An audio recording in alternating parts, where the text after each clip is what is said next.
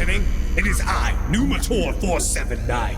According to our studies of your puny mammalian race, we discovered you like very good coffee. And while it is our evolutionary purpose to cause you psychic torment, we want you awake and vivacious to give it. So try our new blend from Spring Hill Jack Coffee, Reptilian in the morning.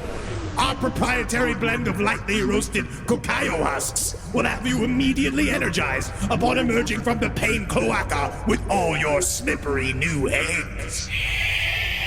Thanks, honey. Hot, I'm cold-blooded.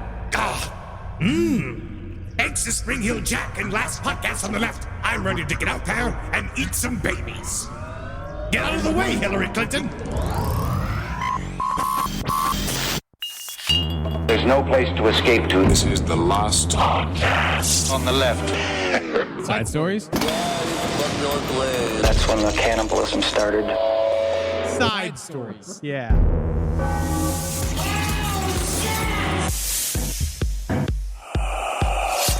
It's very strange because it's also about like how the Trump was an outsider, like everyone got mad in the books because he became president, but he was never a politician, but he fixed everything by fixing the economy, and it doesn't really make any sense. Yeah. But it's also like, it's just all like very familiar. Yeah. But they're probably not paying attention to like in the end, like this person becomes the last president of the United States and the entire thing collapses. Yes. Cool.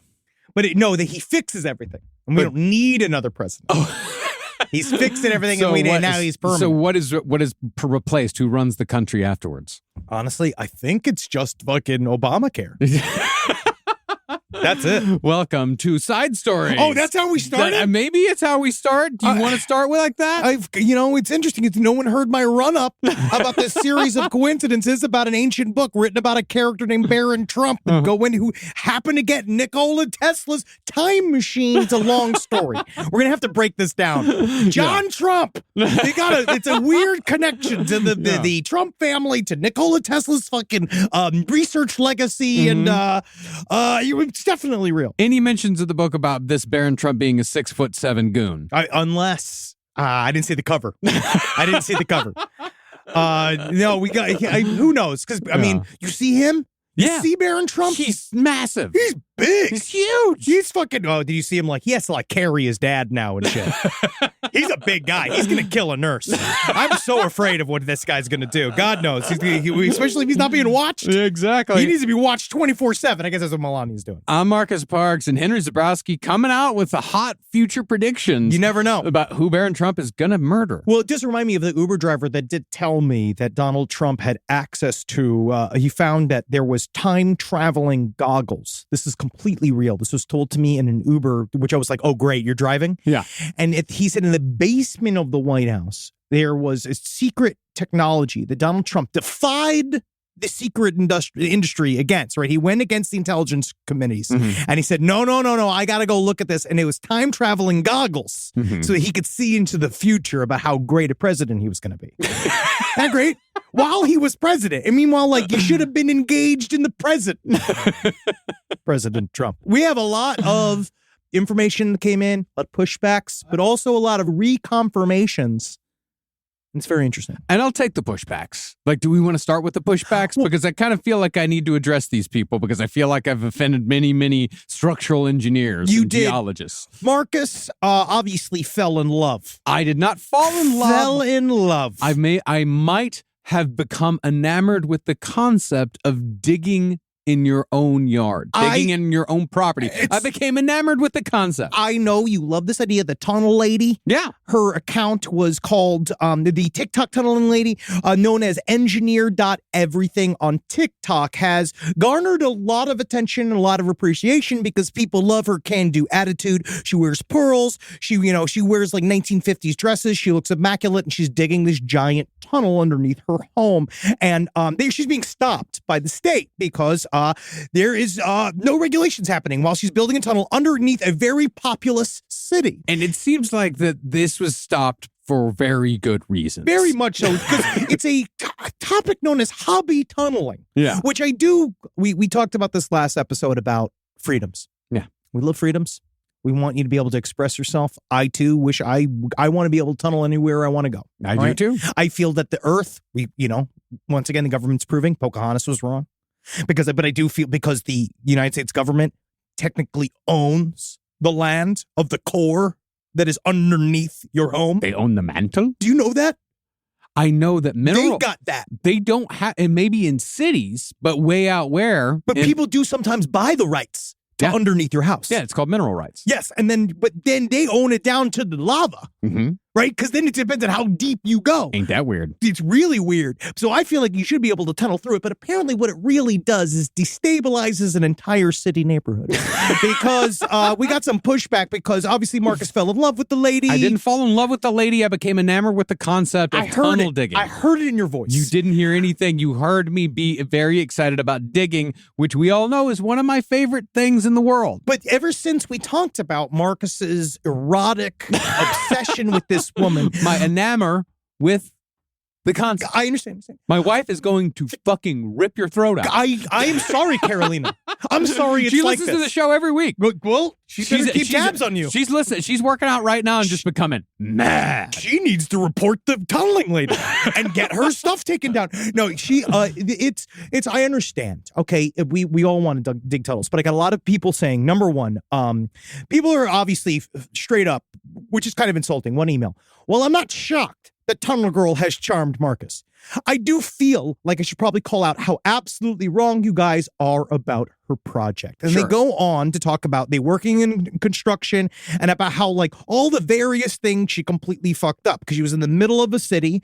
She lives on a quarter acre, which means a cave-in would reliably harm her neighbors. Her neighbors are also people that were hesitant because some of them were immigrants. They're hesitant to come to the government and talk about what the hell was going on next door. All right, she didn't do any soil analysis, which is interesting. She doesn't know how structurally sound her tunnel actually is. She has actively dumped the sludge from wet drilling back into the water table, which is at minimum an EPA violation. That's the villains from Ghostbusters?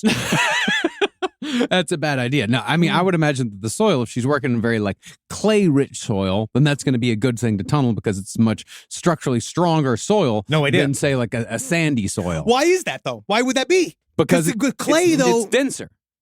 I don't know. Yeah, I do. But this is why we can't tunnel. This is why you need to have soil analysis. And people go, but they're also saying that the structures were completely fucked up. But also with this story, we got many stories of people tunneling. Hobby tunneling is big. And people that have lived their whole lives, like this one story about the moleman of, it's in Hackney, the moleman of Hackney in London. It was by the name of William Little. He dug a series of interconnected tunnels underneath his London home. And a lot of people got mad at that because it was London. It was the center of a giant city. And he just got it in his head that he wanted to start digging. I gotta start digging, right? He dug out this series of tunnels. I think they said it was 65 different tunnels that led from his house out into the rest of the city. Yeah, as deep as 26 feet. I mean, which is crazy. Yeah. It's great. And it does, again, it's fun. It sounds like the fucking Burbs, but they said that the neighbors complained that the ground would shake. Because, again, he's fracking his own house. We did this last time. He's destroying the structural integrity of the earth itself underneath the home. And then they said he hit a power line and he took out the entire neighborhood's power, which is also hilarious. And the guy does look like a mole man. He absolutely looks like a mole man. He inherited this house in like 2006, I think. Well, 2006 is when they stopped him. He was finally. evicted in 2006, but he spent many, many years. He spent 40 years actually. He inherited this thing in the 60s. Ding, ding, ding, ding, ding. That's a lot of tunneling. From 1966. Like, can you imagine that? You're in London, 1966. Oh, yeah. One of the hippest baby, yeah. You got the mold on that? Oh, Twiggy. Yeah. Twiggy was there. She would have slid right through those tunnels. One of the hippest, coolest times in the 20th century. Oh, yeah. And places. And you're digging a tunnel. You just don't care. You're tunnel man. You could have been down in Soho. You're going underneath. You could have met the entire collection of the Sex Pistols and their accoutrement. That was 10 years later. fucking say it. You could have met them when they were children. And you could have been like, Sid, you need to be responsible. Yeah. They said you need maybe go to school there, Sid. What's his real name? His real name is... It's like Esther, right? Or like Reginald's. Oh, no. It's Sydney's the name of his hamster. His real name is... don't tell me. It is Gordon? John Ritchie. Oh, all right. That sounds I think British. it's John Ritchie. Yeah, good. Well, good. But they got rid of him, and now some artists, some big fancy John Simon Ritchie. That's what William Little could have been doing, but he didn't. Yeah. He dug underneath the ground because he was unfuckable, and he had these. He needed a better shirt. I was looking at this. He really need different clothes. They did end up putting him in jail because they fined him hundreds of thousands of pounds that he could not pay. Yeah. And then apparently, though, they actually for a while. He tried to break back into the house and they couldn't. The government took it, but actually, I'm incorrect. He was not in jail. They just put him in an apartment and paid for it. That's incredible. They have different ways of doing things out there. It's nice because he obviously was going to, wherever he's going, he's tunneling. Right? So you got to put him in a place where he can't get to the basement. Can't put him in jail. No. He's just going to tunnel out. Tunnel out and everyone's going to follow right behind him. So you have to make sure where he is. It's extremely difficult for him to tunnel. Technically, he should just not be allowed to have a shovel. Yeah. Or a pickaxe ever again. Yeah, of course. And I think, well, that could have been worse than death for him. And now it's been, I actually found something that it's an interesting little phenomenon in England that I didn't know about. It's called air hunting. H-E-I-R, like air hunting. Air hunting. That's what the Nazis did. And then no, that's heirloom hunting. Yeah. No. Air hunting is finding properties in which there's no known relative, that for the property to be passed down to. So they go and find the heir. And show them, hey, this is your property. But a lot of times there's also like this, it can be a scam. Sure. Like, it could be like a middleman type thing. It's like, I found that you own this property, but if all you have to do is give me $500 and I can facilitate that. So a lot of times it's a scam. Yes. But sometimes it's not. They even have like a TV show called Air Hunters where they go and they find people and say, you own a castle now. You own a castle now. And you're just like, fuck, the taxes in this castle are going to fucking kill me. Yeah. Oh my God. The financial burden of my family. Get away from me, air hunters. It's very scary. But that's also, we do that with estate sales. And then our country, which is like we are right on top of it's foreclosure sales. Yeah. So if you can't pay for it, then someone comes sneak your house out from underneath you at half the price. And then it's theirs. It's theirs then. And now you have nothing. My legacy. But that was that. There was also, so tunneling is around. A lot of people are, again, it's mostly just, we talked about Virginia as if it was just rolling hills. This is back to the tunnel girl and engineer everything. And it's just because you have to be careful when you're in the city. I'm gonna give everybody, if anybody out there that's looking to do some like DIY tunneling, I'm gonna read you one sentence from an email that we got that's just gonna tell you that unless you are an engineer, unless you work specifically in construction, you're not going to teach yourself how to do this, because just listen to the amount of jargon there is in this sentence. The amount of blowout on the already compromised joints, which lack any sort of strong ties, will absolutely collapse at the most minor suggestion of burden after she hammers the ends of fiberglass rebar, terrible idea that sends stress fractures down the length of the rod, into the cobbled mix of sedimentary rock. No idea. She states that it's secured with grout. We're fucked.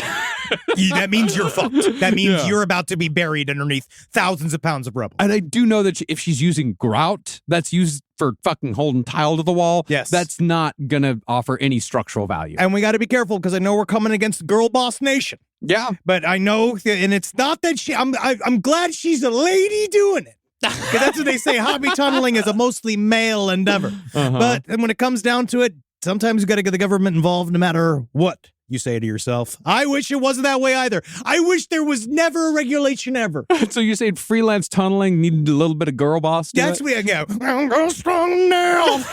And the man on him. She needs Sia in there. Yeah. That's what get her motivated to get the proper permits. Get the proper permits. Unfortunately, you must get the proper permits. And if you don't get the proper permits, then just make sure that you do it out in the middle of nowhere. Make sure you do it see it where no one is anywhere near, can be Montana, harmed by your tunnel. Upper Washington, the Dakotas. So much of Texas. Alabama.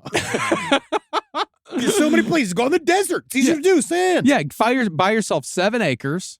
Get yourself a house and then do as much tunneling as you want. Tunnel all day long. Yeah, and then if you get buried in your tunnel and nobody finds you for weeks and weeks and weeks, that's your right. That's your right. You're allowed to do that. You're absolutely allowed to do that. And hey, maybe you're gonna find some oil. Hey, who knows? You never know. Black gold, Texas State, or you find a bunch of corpses. Yeah, that's what I wonder about the dude in London. Is like because London is a city on top of a city on top of a city. Yes. You know, and they're still finding like Roman artifact, like Roman bathhouses and all kinds of shit when they do construction in London. And I'm wondering if he found anything just like fucking incredible. Like, did he find like bones of plague victims? Because I know those are everywhere in England. I think he was a bit off his rocker. And he probably just threw that shit out. Because it's like, it's dude in Maltono. What's she doing in it? This is where I live. I live on the ground's mine. It's not yours anymore, Romans. Mm-hmm. It's mine. And so he just probably threw it in the trash. Probably. Just being like, it's garbage. It's like tunnel. It's anything that's done ain't tunnel. And I'll make sure I make tunnel. That's tunnel. That's tunnel, eh? It's tunnel. All right. I also got some pushback and support from our boys overseas about the jellyfish videos I was showed on this week's UFO, very serious UFO mandate. Right. And you obviously didn't take it very seriously, neither did Ed, but just because Ed's ignorant. And he doesn't know yet. But you know better. You know better. I know UFOs. You know I know UFOs, and you know that I know UFO videos. The jellyfish videos, however, you gotta listen. I'm not sold on the jellyfish videos. I'm going to send you some videos. You got to settle in. You got to listen to the witnesses. But it's a really good information. So those of you that don't know, Jeremy Corbell and George Knapp on their Weaponized podcast, and a lot of people. This is a guy I said the joke on the stream, but it's true. It's the Sydney Sweeney of UFOs right now. Everybody's talking about it. It's hot to trot. Everybody's talking about the jellyfish UAP, and it kind of got broken on the Jeremy Corbell George Knapp podcast Weaponized, where he showed a video of this jellyfish UFO that was seen over a U.S. military base, and it's creepy looking, but a lot of people assume, it looks maybe like balloons. I don't know if it looks like balloons because it's very stabilized and it's moving in kind of one cluster without like wiggling around. Mm-hmm. But I did get but obviously I was roasted.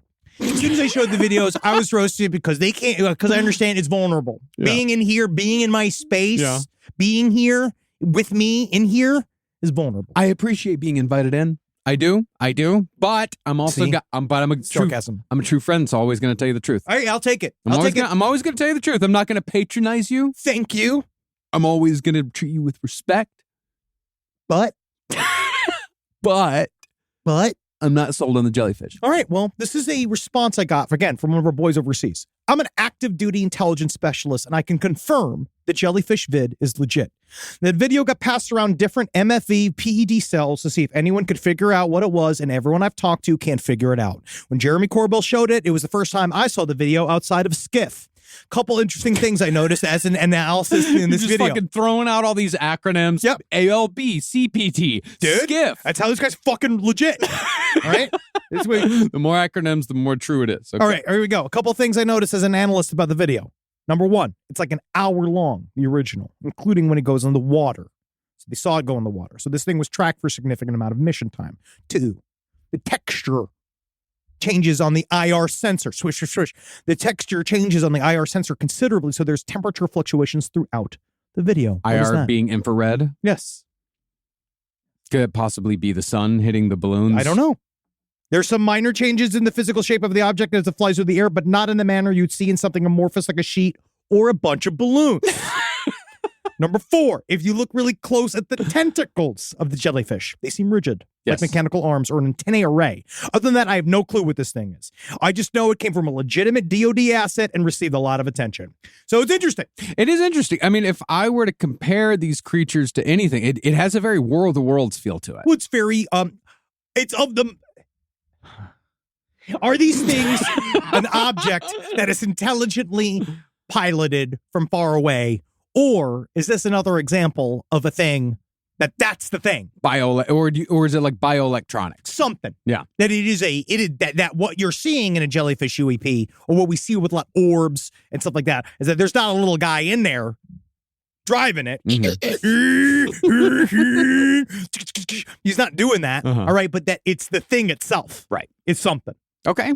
Or the idea of also had this, someone was reading this the other day about this concept that like we are here in a dimensionality, or we're here in this dimension. But the shit that travels through, it's like they walk into a room in another place and then they're here, but they're not physically here. It's like a mirror image of something from another dimension that's like popping into our dimension. It's like they can explore us from there, wherever they're at. Okay. They can explore us easily without getting here because it's an interdimensional thing. We just don't understand. Gotcha. So this could be something like we demand to be taken seriously. What do you want from me? You want me to lie to you? You want me to be somebody else? But you showed two jellyfish videos. One was the thermal imaging video over the military base, in which it's moving very, very quickly. It's moving very fast. And then you showed one in which that one was not as good.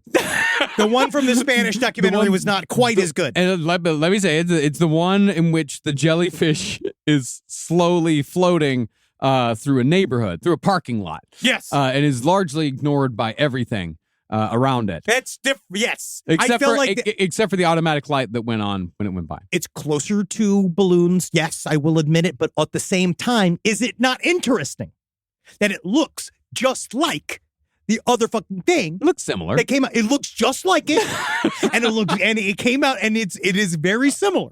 So that's why I included it. Is that like these were entirely separate things that when they were years apart.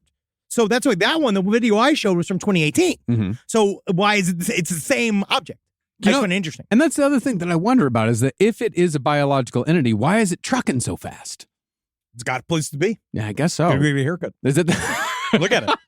Right, obviously, it's a mess. Yeah. It needs to get a haircut. It needs to go get its lines done. Yeah. Do you think there's any sort of like truck to the theory that Earth is like kind of an interdimensional highway? That we are just like stop on like basically we're a stop on a wormhole. I feel like we all are, aren't we? Every day is a winding road. That's what Sheryl Crow was talking about. Yeah, it's funny. All of us are on an interdimensional highway. That's it. Every day, bro. Every day. Her, when she was banging Lance Armstrong, she knew what was going on. Forgot about that. What did Sheryl Crow know about the juicing? But I find any theory that puts humans at the very center of it, like, egotistical. I get that. I feel like anything that's like, Earth's a special garden. Yeah. That every alien that's ever been wants to be here. I just think that we are conscious, and because of that, we experience these other things. And that maybe that there's still I get in my head, because we don't understand consciousness, and we know that it's we have clues that it's remote. Yeah. Is that maybe it's one of those things that all consciousness and things that experience and have consciousness, like, experience each other. Right. And that we are all like intrinsically tied remotely because we all are thinking creatures. And then maybe it's just kind of why we're like loosely tied, and that they show up back and forth because we are another pinion of reality making consciousness within the universe. And it could be that in the past we were much more closely tied to that consciousness, and that we were able to see things, simpler organisms. We were able to see things we were able to connect with those sorts of thoughts, beings, whatever, and they were zooming, and they were out. everywhere. Yeah. And then maybe as we've gotten more technologically advanced, or societies become more complicated, electricity and stuff like that, like what that does is sort of like focus us more here on these quote unquote my bills. Oh, I have to go to my dialysis. You know what I mean? And not thinking about life. You know what I mean? As a whole, on a galactic scale. I was watching this fucking great this BBC documentary series the other day. That was it's like the sequel to that book that we used for our Black Plague series, the Time Traveler's Guide to Medieval Europe. Great book. He wrote a sequel called The Time Traveler's Guide to Victorian Europe. Ooh, and I love it because that other book was great. Yeah, and he also made like a 3-part documentary series for BBC called The Time Traveler's Guide to Victorian Europe. And it's fucking great. Ooh, I'll watch that. You'll love it. But that's good nerd shit. The first episode is like, imagine you're a peasant and you go back, man, I think that we have much more time to think and hang out. I think you're right. Then people did bad because it's like the way he describes it is just this never-ending struggle to survive. This never-ending struggle of just like always having to do one thing or another. But on the other hand, they did have time to things like, because if you were a peasant in Victorian England, you would be spending much of your time in a dark hut with only one window and no candles, no light. And he's just delighted by it. Because candles were highly expensive and something for the nobles. So you would spend much of your life in darkness. That's one of those when everyone says like, oh my God, 2021 6. And it's just been like, we're fine. You know what I mean? It used to be much worse. If you were lucky, you would own 2 forks, a ladle, a pot, and maybe a cot to sit upon. Oh my God, you slept on an earthen floor. Yeah, he's been like, is your studio apartment look good now? But now it is hard because maybe they did have more time to think. Maybe, because you just. What else do you do all day but ruminate? Like you just sit and wait for the coals to burn. Once the sun goes down, and that's it. And you're also in this room, and it's like, and also the hut would be constantly filled with smoke because you have a constant. Yes, you'd have to go outside. And you'll look at the stars, and you just have a little hole up top. That lets all the smoke out. But I'd recommend. I think it's on like the BBC Select. That's fascinating. It's really, really fucking good. But yeah, we don't want to go back. He goes off on shit. For like, I know we shouldn't talk about it. I promised I wouldn't. No, you're fine. No, we're allowed to. We got the mandate. I know we were told. I know we got the mandate, but I promised I wouldn't. Yeah, sure. But that is true. But we are, how do you say it?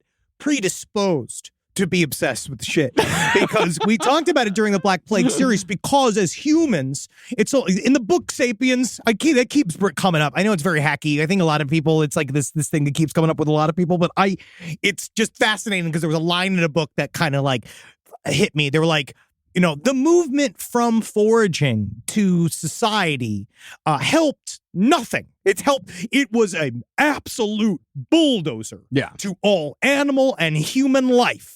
But we can thank them, but no one can tell them. Like, our modern society is built on the backs of all of these people who died bad in the switch from foraging to industrialization. Yeah. So we're just like, we get to go, thanks, because we got this shit. You know what I mean? I got my cold brew. A bunch of hats. Yeah, I get to complain like, my monitors aren't right. Yeah, exactly. No, we all get to complain about bullshit. Yes. But yeah, life was far, far harder. But, as far as the, not being able to see the shit that we used to see, I still stand by my my view that electricity has fucked up a lot of paranormal activity. And it's that fucking fear that I have that, souls do leave the body. And they get destroyed in the shredding machine of Wi-Fi. Yeah. Technically, you're heading into...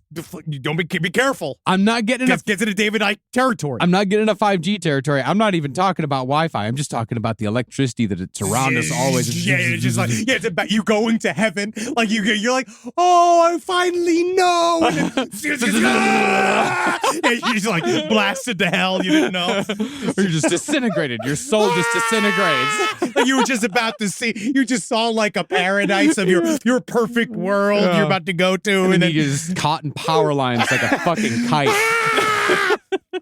Jellyfish UAP. Just like one of those. And that's what they are. And that's what they're trying to be like, we never die. We get stuck here. That'd be incredible. It would be. Rise from your grave. All right. You want to get some true crime? No, I want to do... Or let's do go you over want to this do mystery. True crime or mystery? Let's Okay, do the mystery. The mystery. Now, this got sent in. This story first got sent in about a week and a half ago from a listener that is, I'm not saying, I don't remember if they just were friendly or they know one of the people that are involved in this story. This is it's, how do you put it? Information's coming in. Yeah. We don't know a heck of a lot, but from what we do know, it's an extremely weird set of circumstances. And we don't really, I feel like there is an Occam's razor explanation that makes it like that it's entirely not fun. Yeah.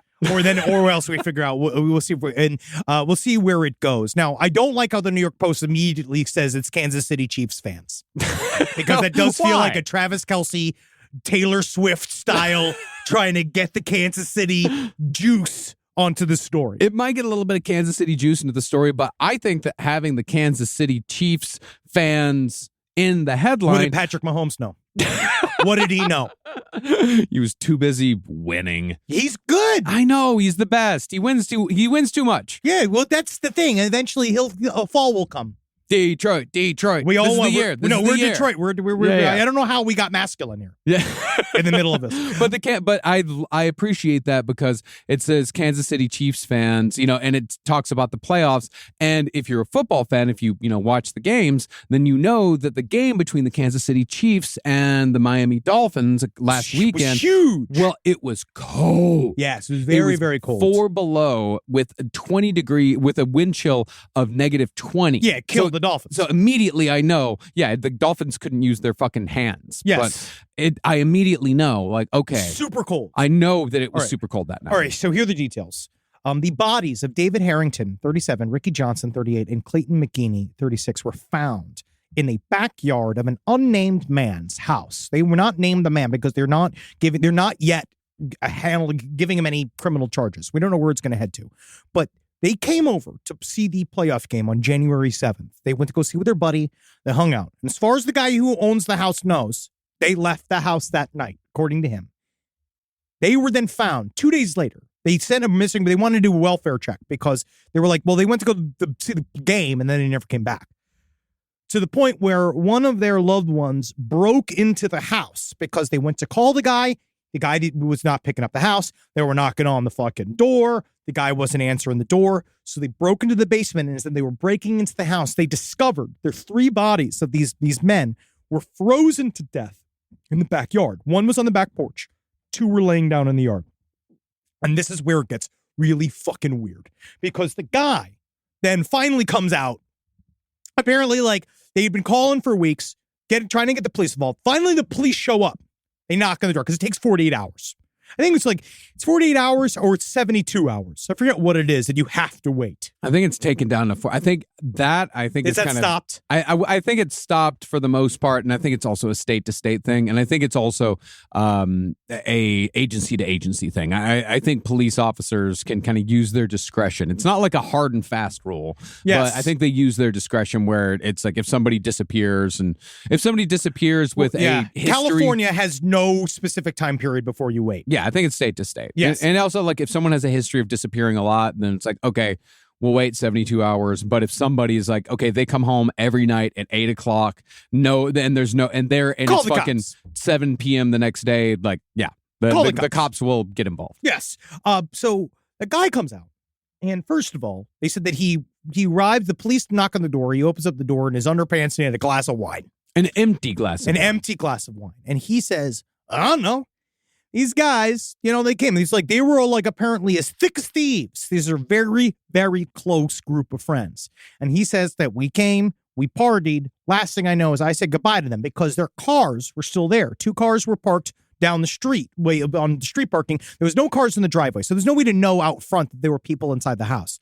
He says that he could not hear all the banging and the calling because he had his headphones on and there was a loud fan going at the same time. Now, that is the most fake thing I've heard, right? That's fake. But I don't know because I do know they got together. Big game for the Chiefs. Huge. Right? I could see getting hammered Mm-hmm. in the house, right? Maybe he doesn't want to say it because his buddy's froze to death and he can't deal with it. But so he literally like just was gone, right? I know one time my father came home from work. And I'm not going to say, I don't know if he had drank. He had a long night that he had worked. We, as a family, were locked out of the house in the pool. Like me, my sister, he came in, he said hi to us, and he went upstairs to go to sleep. He closed the back door, didn't understand he had locked the back door. We were stuck back there to the point where my mom had to jump, that we were knocking, bump, screaming. He couldn't hear nothing, right? He was just dead to the world. So my mom had to climb the fence to our neighbor's house, went over to where the fireman's house was, right down the street, got a big fireman's ladder, had to put it up against the back of the house. This is completely real. Climbed up to the second floor where my dad was asleep and pounded on the window right next to where my father was sleeping, to which he answered by pulling out his gun and literally opening up the door and pulling his gun out. And he was and our neighbor was like, no, no, as we were all like, Daddy, don't shoot him, Daddy. Like down with it. And it was really funny at the afterwards. But you know, you can be dead asleep, maybe a little inebriated and you don't know. But what I find weird of all of this shit, no sign from these three guys trying to get in the house. No, they didn't try to, they weren't freezing nothing. They didn't wake up like they didn't try to get in, right? They either fell where they stood. Now that's why the families of the dead people are now saying straight up, like, no one's investigating this properly. No one is, because they're basically right now the cops have doubled down and said they have frozen to death.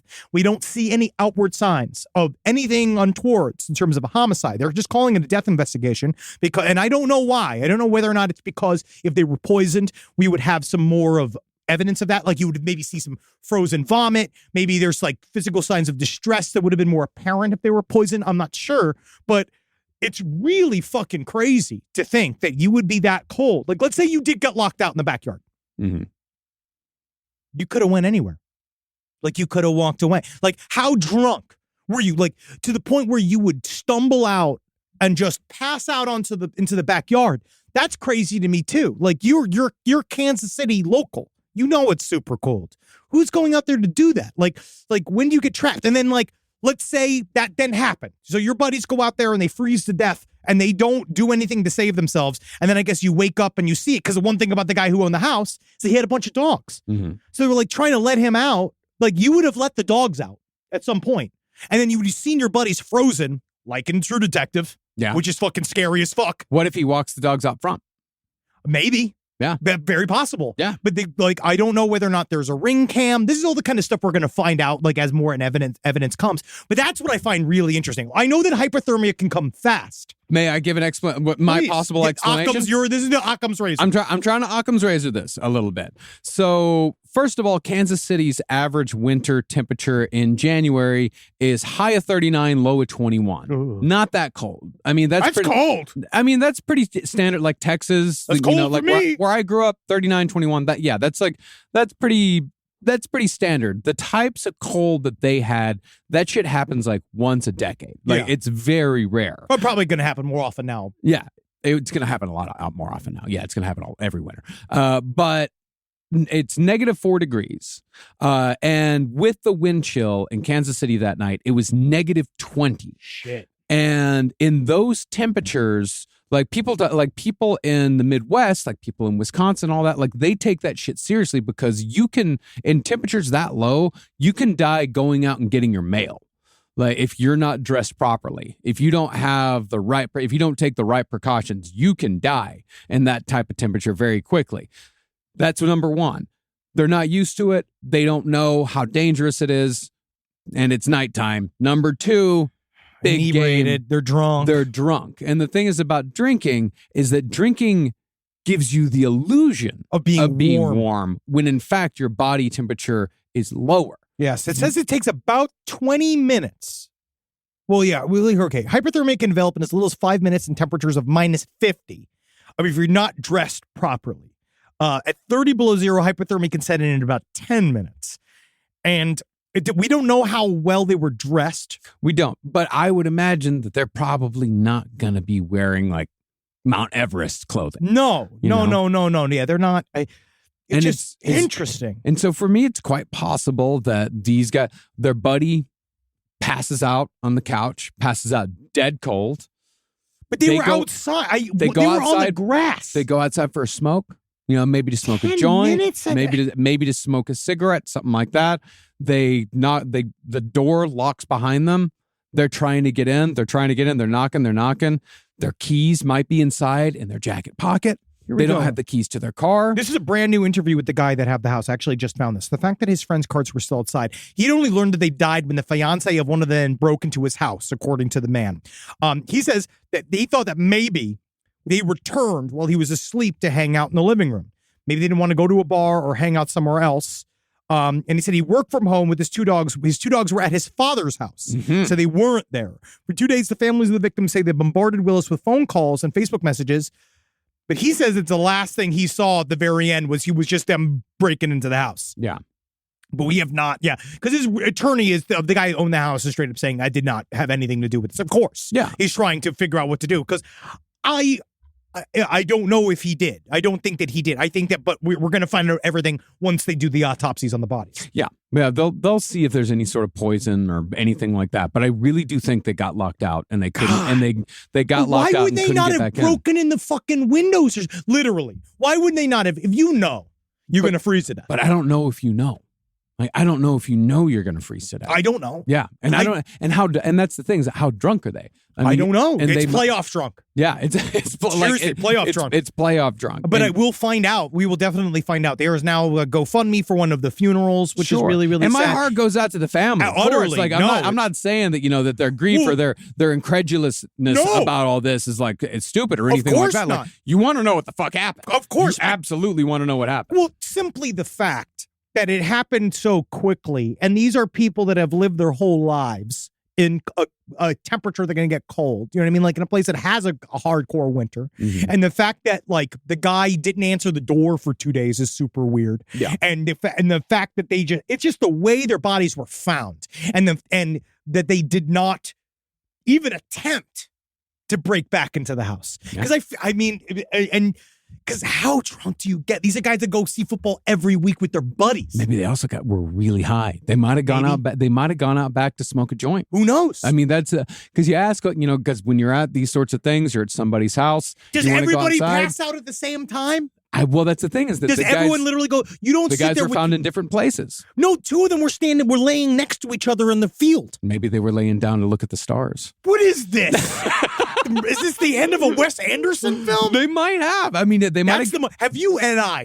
Have we ever, at the end of a night of drinking, even back in the day, ever sat and laid in -20 temperatures? No. To look at the stars. Because we only ever got drunk in bars and apartments in Brooklyn. But I'm just saying, Queens. Have you sat with another man and laid down with him in a field to look at the stars like you were both in Fievel? When I was younger, yeah. When? Like when I was in high school, college, you're out there. But that's different. Yeah. These are 39-year-old men. Sometimes the magic just don't go away. No, bro. Sometimes the wonder just don't go away. You know what I know about being 39? It sucks to lay on the fucking ground. That's what I know. It hurts your back. I don't know. They might have gotten stoned and had a moment of joy that ended up in their death. Absolute garbage. That's why you never do that. I don't know what, but okay, so that's the Occam's razor explanation is that they went outside, the door locked behind them, and the cold overtook them before they were able to do anything about it. Yes. That's the Occam's razor explanation. Yeah. Your explanation. The Wendigo. It's that easy. Wendigo came to Kansas City. The Kansas City Wendigo. He came to see the hubbub about, again, Travis Kelce, Taylor Swift, Blake Lively was there. Mm. They all want to see her. They all want to see Patrick Mahomes. If it happened to the three of them, that would have been interesting. The Wendigo came for Taylor Swift, Travis Kelce. And obviously it would do the horrendous effects to the Kansas City Chiefs offensive line. Yeah. But at the same time, fucking Blake Lively mysteriously frozen to death. That's your show. That's fucking awesome. You know what I mean? I'd love to see. Right? What happened to Blake Lively? What happened to Blake Lively? Whatever happened? Whatever in the world happened to Blake Lively? She's a popsicle now, and you know, America's sweetheart. Now she's a fucking fudgicle. I didn't even know. I thought Blake Lively was a country music star. It's all the same. I thought it was a man who sang country music. No. That's a woman. Blake Lively, huh? That's Ryan Reynolds, right? Wife, right? Yeah. Oh yeah, she's beautiful. But Blake Lively sounds like a man with an acoustic guitar wearing a hat talking about red solo cups. I hate to disappoint you. It's a mediocre actress. What? Blake Shelton is who you're thinking of. I'm thinking of Blake Shelton. But that's not Blake Shelton to me. That's Gwen Stefani's husband. That's right. Cheater. How dare you? How dare you bring that up? The blind items. How much time has to pass? Or am I thinking about Gavin? They're all bad. Oh, when's Gwen going to get hers? When's Gwen going to get her prince? When is she? Well, now they're happily married. Okay. They seem to be doing well. I'm looking for holes in that all the time, though. Rise from your grave. You want? Let's do which one of these true crimes you want. All right. Well, before we do, so now we're going to wait. More information is going to come in. We're going to find out more about the story. I'm going to keep up on it. Yeah, we're going to keep up on this story. We absolutely have to keep up on it. And I know we got a little thing coming as far as like, you know, updates on stories. We got a little thing coming, you know, a new project in which we're going to revisit some stuff. But goddamn, I want to talk about Natalia Grace so badly. I know. We're going to get into Natalia Grace. I just want everybody to know that like we're going to get into it. We're going to talk about it. We're going to do a big blown out thing on it. Got a lot of opinions. Because she talks like the daughter from National Lampoon's Christmas Vacation. You know what I mean? But she's very, I feel extremely bad. I issued my broad apology already to Natalia Grace, but there's a lot of shit going on in there. There's so much shit going on. And we're going to cover that because, you know, because as soon as you re-age somebody, you can't take it back. Yeah. It's so, because the government has decided already. Isn't that fucking crazy? That's one of those things about like, everybody makes fun of me maybe about the idea of like, you know, realities, perception, do the shit. But you see this like hyper abstract concept of the government can tell you how old you are. Yeah. And then boom, you're that age legally. Nothing else you do, whatever you do, you can't take it back because the government decided you're this age. If that's not fucking a magic ritual, I don't know what it is. But you know what's good about that? Early Social Security benefits. Yeah. Because they've always been famously generous. Bright side. That's me. Yep. Always. Yeah, heading towards now, think about Natalia. Retirement's coming up. All right. Re-age me. You get that 10 years early. We should re-age us. To 65. I want to be 53. Why? I don't know. Sounds nice. I feel like it sounds like a peace. 53 sounds like a peaceful age. I feel like we get re-sexy in our 50s. I feel like that too. Right? 40s are kind of whatever. I think it's fun to be 40. Yeah. I mean, when you get back in your 50s, you're going to be like, people are going to be like, ooh, oh, wow. Man, look at him. You know what I mean? Take a second look at that guy. By your third divorce, right? And then you have braces, real braces. Oh, you're fucking just making me William H. Macy. That's all you're doing. I have so much love to give. All right, let's do the boy man in the box. All right, the man in the box. A woman was charged with murder after the body of her son is discovered in a wooden box behind a false wall. This is a hardcore bitch. This woman is mean. According to a statement from the Gulfport Police Department on Facebook Sunday, and that's fucking horrible. Yep. Jerry Lynn Roby, 66, who also goes by the last name Israel, was arrested on Saturday and charged with one count of first-degree murder. Police said they found the body of John Allen Gaither, 42, in a wooden box behind a false wall in her Gulfport home. Oh, yeah. It was hidden by the idea of a false wall. We've been talking about this. I want it real bad. Yeah, I've been talking about it a lot lately. I really want one, but I know that, you know, you shouldn't put your son in it. This woman and him, we don't really know what happened. And this woman, that's not the only murder of this woman. So they went looking for the son. The missing persons report came in. Couldn't find him. They said, like, oh, you know, she was just like, as they were talking to her, she became more and more uncooperative. They then learned that Roby had previously been arrested and convicted of murder in Florida in 1995. Where she had, quote unquote, subsequently made several attempts to dump the deceased subjects at different locations throughout Florida, which means it was cut up into pieces. Oh, okay. I thought it was like that scene in the Batman, Adam West Batman movie where he's trying to get rid of the bomb and he keeps going place to place. It's like, oh no, the nuns! Oh no, the baby! Oh yeah. Putting him in a Burger King stall, be like, I don't know, this is not good. And then taking it over, putting it in a car, rolling it through fucking like a drive-through cleaning service, and you're like, it's not working. Yeah. No, it sounded like it was several pieces. And so they went in. Upon discovery of this information, detectives obtained a search warrant. As soon as they got in there, she saw the cops. She just started jamming pills in her mouth. And she started taking a bunch of pills. They had to hog tie her and take her immediately to the fucking hospital because she tried to commit suicide. And then they found the deceased body. This lady's fucking mean. And you can look in her face, too. She looks it. Oh, my God. She looks like the skeleton of a witch. God, she is so... It's the hair, and she does have a kind of a witch's nose. Oh, yeah. And she is she just looks like somebody a multiple murderer. Oh, yeah. No, according to Ducre, who I believe is one of the police officers that are involved in this, Roby attempted to cover up the crime by writing notes to family members posing as her son. Sup, bros? It's me, Derek. Sup, dudes? What's going on? How's it hanging? Low and to the left? Ha. Know how that is. So anyways, I'm alive. This is the one that really gets me. Police said multiple homemade wooden boxes were found in her home and inside her garage. So does that mean multiple fucking deaths? Does that mean that she made many attempts before she finally got the box right? And so she'd been planning the death of her son for a long time?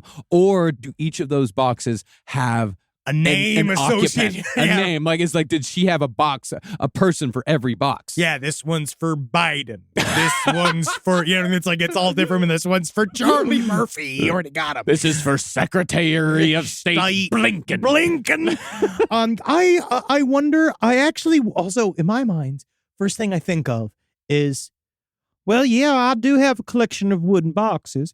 And it seems my son, in his endless curiosity, has got himself trapped in one, sadly, that I must have just, and I didn't hear him yelling, and we had a pipe burst. You see, this is as you start to, and then you'd be like, how you made this idea of being like, you see how easy it is to trip into one of the boxes, and if just so happened the lid came closed down upon, and then the hypothermia sets in at negative 10, the hypothermia sets in very quickly, and then she starts. You never know. You never know. And then she just, and it's like, that's Mr. Beaned his way to death. Where do I put my boxes? Behind the wall. Where do you put your boxes? I don't have a wall to put them behind. Honestly, a lot of times they just stay on the floor. That's true. Or they go where they have to go. Or I open up the box, take out the contents of the box, fold up the box. That's right. And then you put it in recycling. I actually view more of those little boxes that she's made as caskets. Yeah, they're not boxes. They're wooden boxes. Yeah, but caskets are wooden boxes. They're crates. Yeah. Because unless you're Indiana Jones, I don't know why you need multiple wooden crates inside of your home that is unoccupied. Just a bunch of wooden crates. I think they're human-sized boxes. Yes, that's what I'm saying. They're definitely human. Yeah, homemade wooden boxes. Yeah, like what would they be for except for you're creating a corpse farm, or an amateur cemetery. Yeah, amateur cemetery. That's what it is. An unlicensed graveyard. An unlicensed graveyard. Mm-hmm. Oh, John Wayne Gacy, always a German.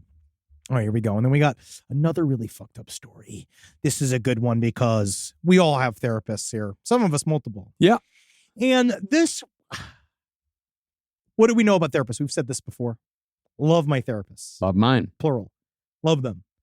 However, they're all nuts. Well, you don't know their inner lives. You don't want to know your therapist's inner life. I believe my therapist is incredibly sane. But there's much evidence to say that she is an incredibly sane, sweet, caring, kind person. It's called presentation. But it's nice though that she does it, right? Yeah. Because again, lie to me. Yeah. Don't bring me in. Let's just imagine everything's fucking irie. Okay? But this guy shows that sometimes if you want to be an expert in anger management, what you got to do is be king and lord of anger.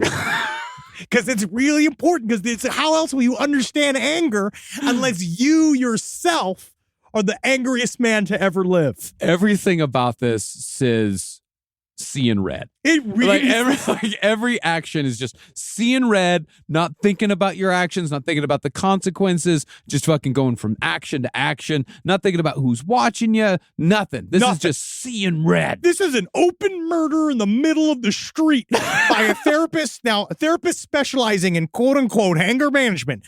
Gunned down man in street, stuffed body in car trunk.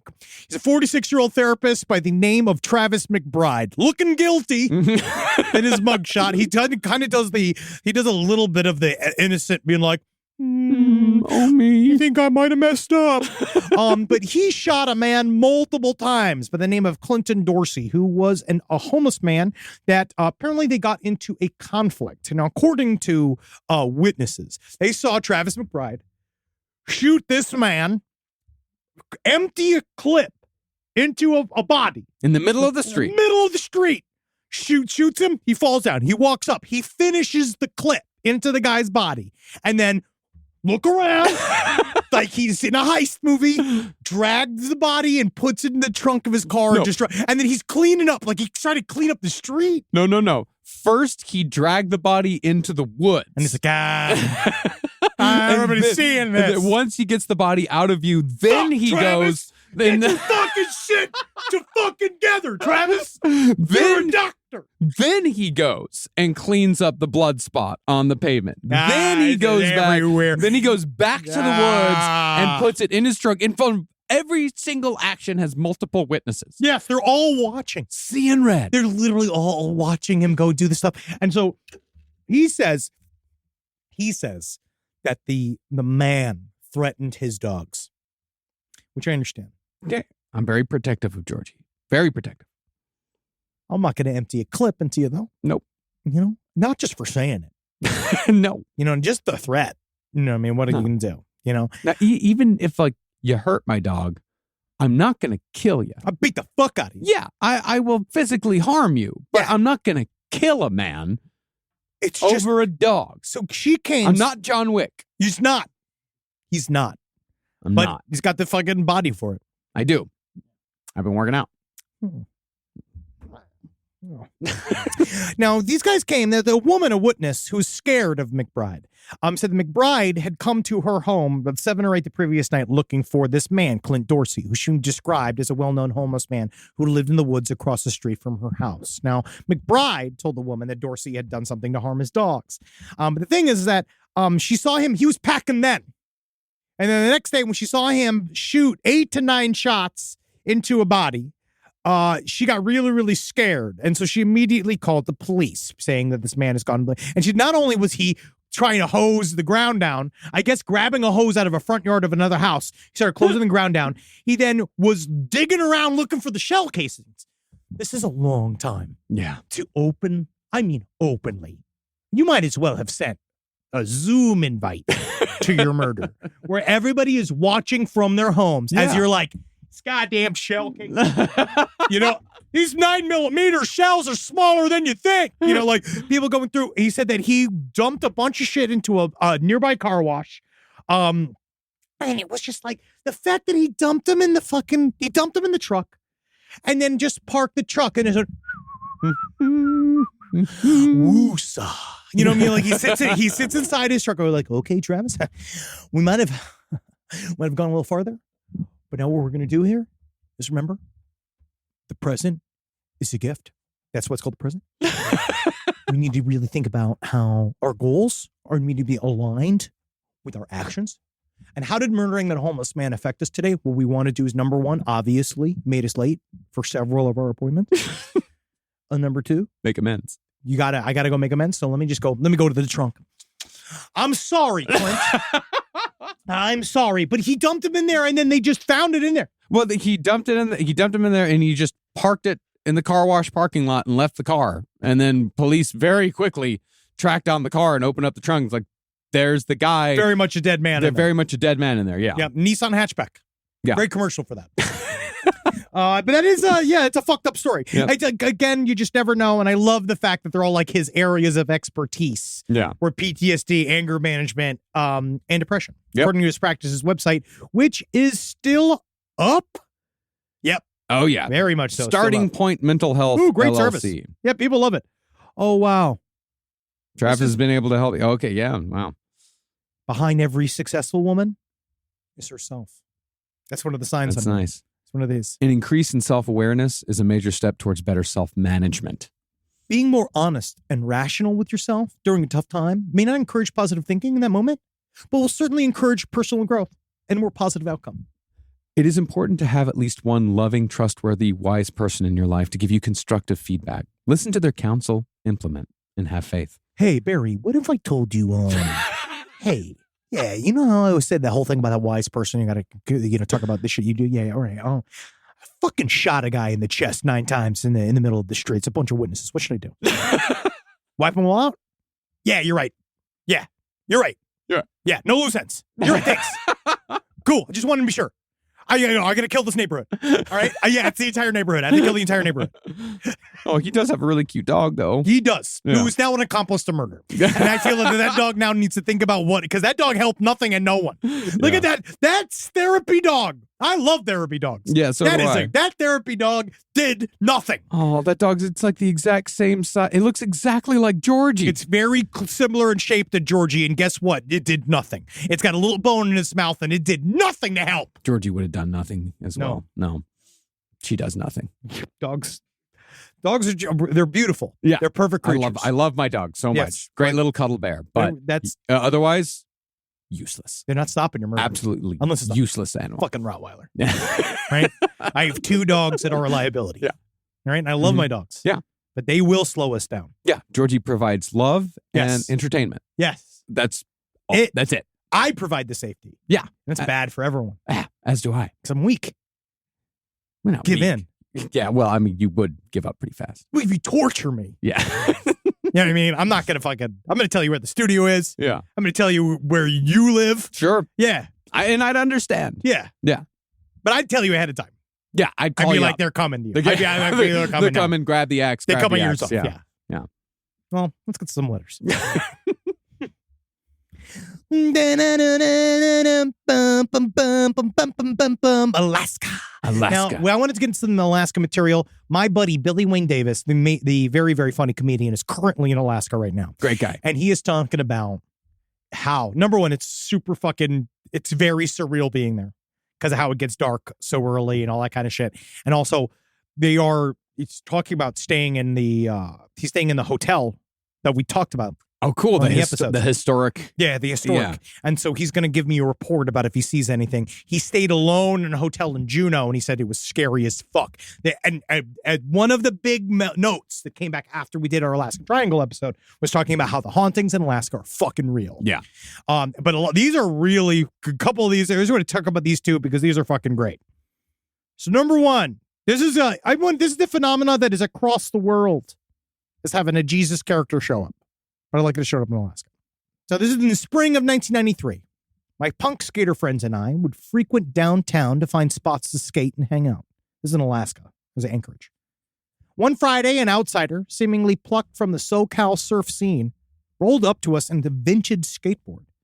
Unfamiliar to our tight-knit skate community, he claimed to have skated all the way from Fairbanks, a perplexing 360-mile journey. Our skepticism grew, but we invited him to join our weekend escapades. The mystery deepened as this nomadic stranger, devoid of a backpack or visible wallet, effortlessly conjured food and cannabis, seemingly out of the thin air. Apparently the weed in Alaska is good. Yeah, 1993. That's just being able to have weed all the time in 1993. Weed burrito man, I'm the fucking stoner genie. It's incredible. Around 5 or 6, he simply stated, nonchalantly providing for every need, he became an integral part of our group from Friday afternoon into the early evenings of Sunday. And around 5 or 6 p.m., he simply stated that he had to go home, and he rolled off into the night. His abrupt departure that evening only added to the intrigue. Puzzled by his origins, my friends and I eagerly sought answers. Weeks later, encountering some other skaters from Fairbanks, we eagerly inquired about our elusive acquaintance, detailing his appearance, movements, and uncanny ability to materialize necessities. To our bewilderment, the Fairbanks skaters disclaimed any knowledge of such an individual. The enigma persisted, prompting us to dub him Skate Jesus, a mystical figure who skated into our lives, leaving behind an unsolved riddle of origin and purpose. Very interesting. Is this upon your claim that Jesus is a cryptid? I still think that Jesus was a creation of the Roman state. Now, this is another one. This is a good one.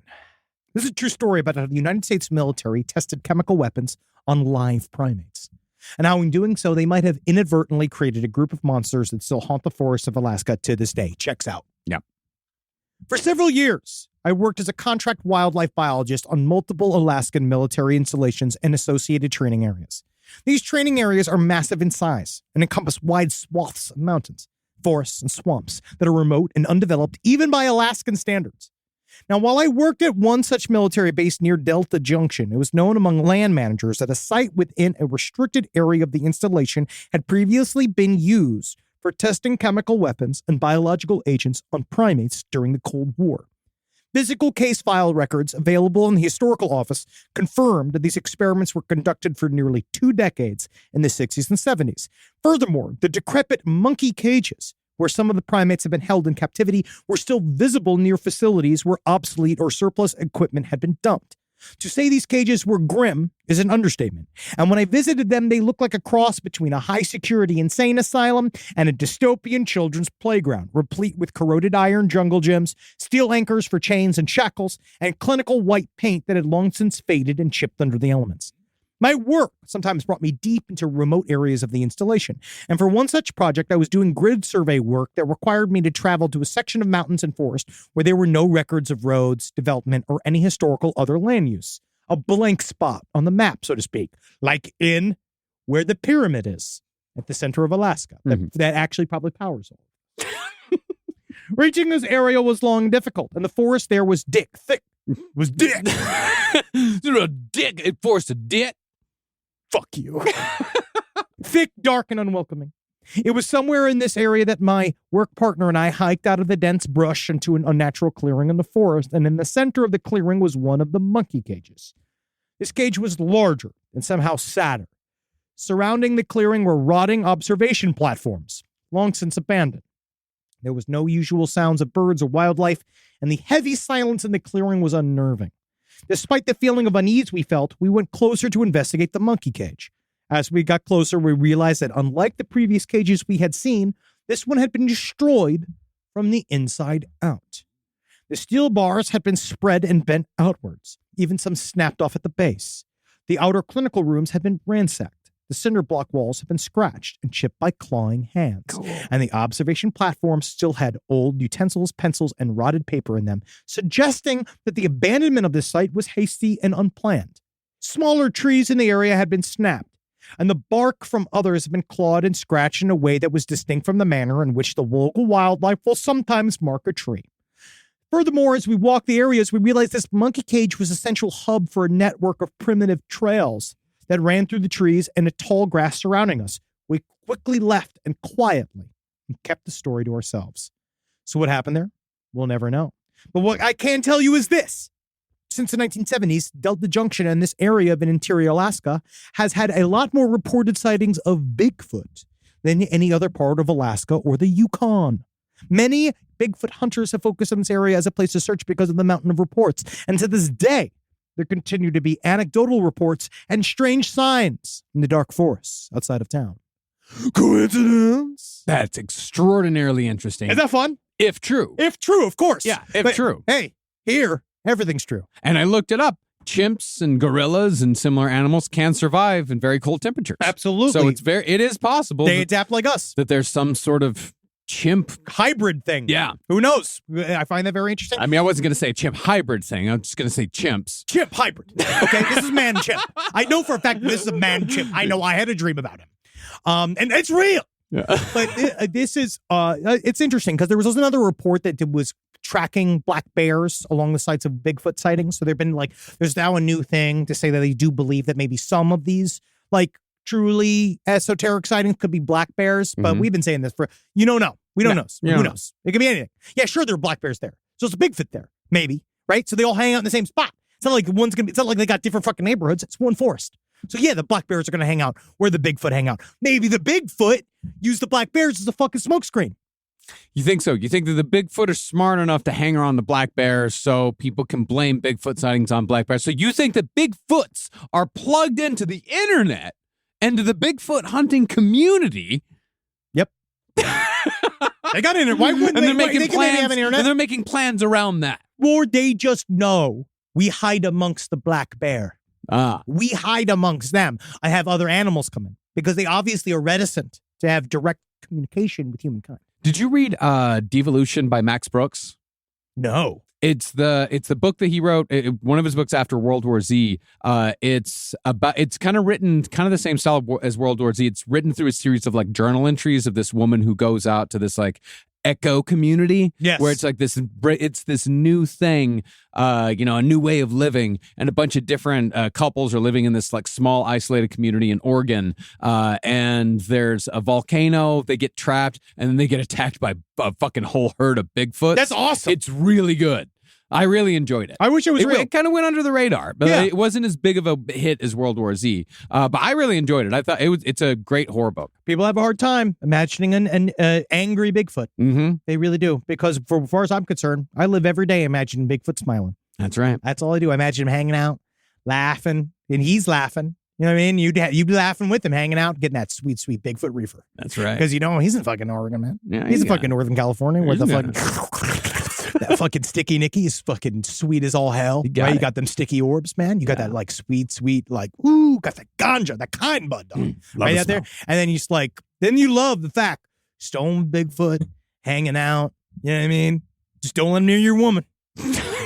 He will have sex with her. He'll make a move. Oh, he will. And you'll be like, well, when in Oregon, guess you got to do it, you know, and then you're gonna see that for the rest of your life. You're gonna imagine, like, you know, your like, you wife think it's having like a funny consensual sex with a Bigfoot. It's just like, and then her moans of pleasure, and you're just sitting there being like, man, this was fucking bad, dude. And then like she moves out there, she's wearing nothing but Birkenstocks and an "Enter Here" sign out in the middle of the fucking forest, and you know, and you did that to yourself, because you thought it would be kinky. Mm-hmm. That's where you fucked yourself, buddy. That's right. I got one letter for you. This one you want to? Oh, you got it? Oh, I got this letter. I really want to take this one down because this is related to the story that we covered a couple of weeks ago. It's one of the most terrifying stories that we've covered here. This one's called Death by Sauna. I heard the story about the old couple that died from the broken heater and were cooked to death, and it reminded me of an incident that happened to me about 20 years ago. I was a house painter on a job in an affluent neighborhood. When we arrived at the large multi-million-dollar property, we were told that it was being prepped for sale by the bank, that the previous owners were an older couple that had done home improvements in preparation for retirement.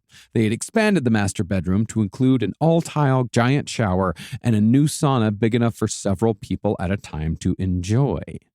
Looks like old people having fun. Yeah, that's nice. Because you get re-horny. Yeah, it turns out they had both gone into the sauna to relax and sweat it out in their new luxurious home spa.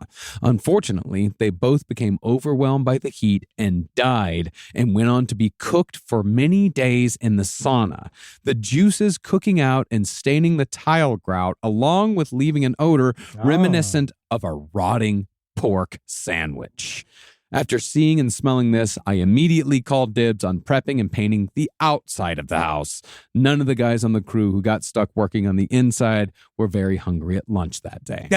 So they were just in there the whole time? Yeah, they'd been in there the whole time, and the smell stuck. Just wanted to let you know that it does happen, and I believe probably more than you would want. Yeah, of course. The idea of having a home sauna is just because you just become shumai.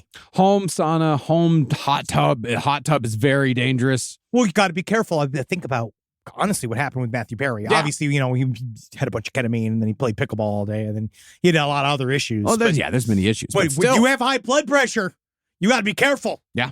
I was in one the other day. Not to brag. You once had access to a hot tub. Yeah. La-di-da. I was there. All right. I know a lot of people want to be me. They want this life. But I went in there. I went in a hot tub, and I did get severely dizzy. Yeah. It did happen to me. Did you have high blood pressure? Yeah, but also like I thought I could do it like I used to, where I could just sit in the hot tub for an hour. Mm-hmm. It's bad. Don't do it. It's bad. Because that's how you die.